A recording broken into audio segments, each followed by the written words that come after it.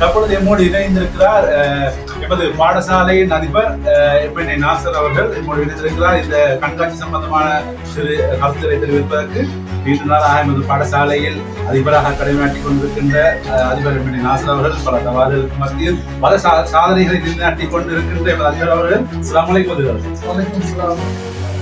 அதாவது புதிய காலத்தில் இப்ப நிகழ்ச்சி ஏற்பாடு செய்வதற்கான காரணம் ஏற்பாடு செய்வதற்கான உங்களுக்கு வலயத்திலிருந்து ஒரு ஆலோசனை வந்ததை நாங்கள் பின்பற்றி முதலாவதாக கண்காட்சியை நாங்கள் எங்கள் பாடசாலையில் செய்ய வேண்டும், ஏனைய பாடசாலை முதல் என்று திட்டமிட்டு எங்கள் ஆசிரியர்களால் கூடி முடிவெடுத்தது.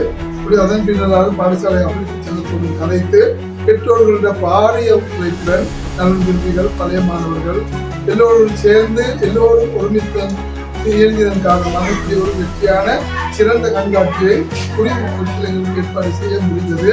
மாணவர்கள அதாவது சுற்றாடல் பொருட்களை கொண்டு சுற்றாடல் கல்வியை வளர்க்க வேண்டும்.